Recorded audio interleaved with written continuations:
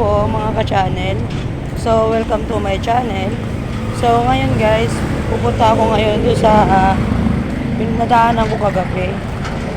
Kung saan makikita ko yung kung saan ko makikita yung mag-asawa kagabi na pinaalis ng guard.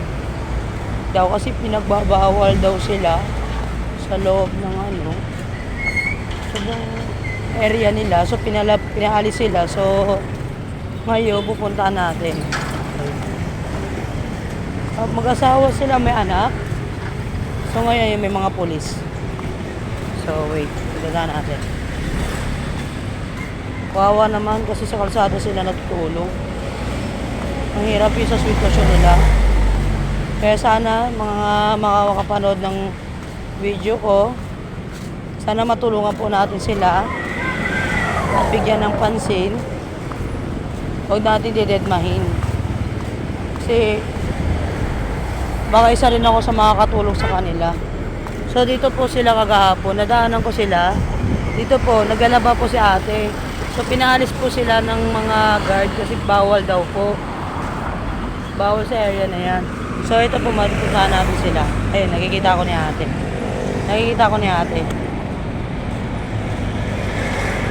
So ngayon, alamin natin kung saan sila ngayon. Kasi bawal daw sila.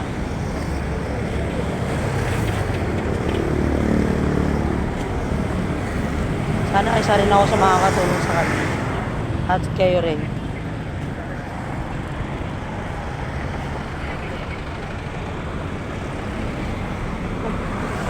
Sana kayo yun, ma'am? Yun pa rin. Pinalis kayo? Lindo pa pa.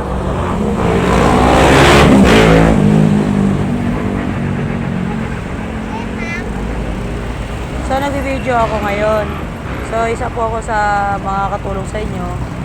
Sana, bigyan nyo rin ang permission nyo para matulungan namin kayo, no? So, saan kayo pala nakatira dati to? Sa ano po? Taga Luzon po ako. Luzon. Opo. Taga ano? Kaso wala na yung mama ko nakasama. Summer. Iniwan kayo.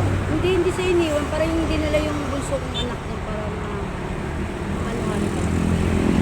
bigyan siya ng para po sa paglaki niya.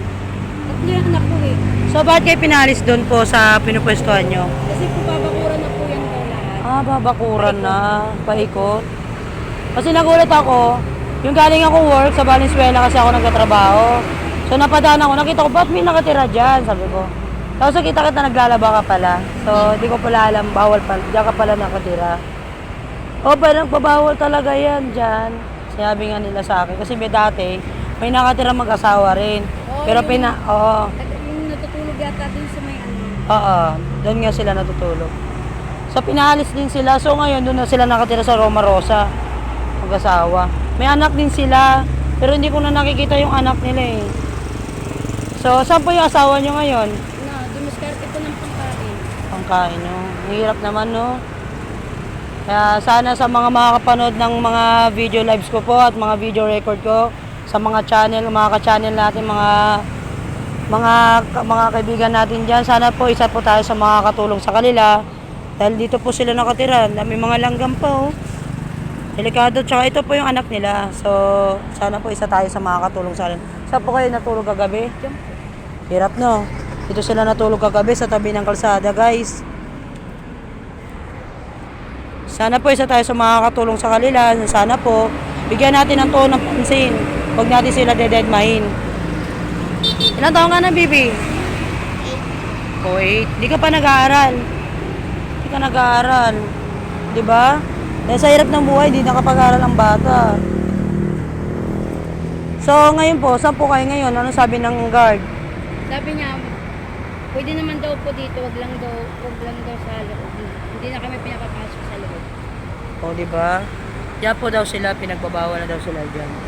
So, pwede naman daw sila sa kalsada. Kaso naman, delikado pa dahil sa bata.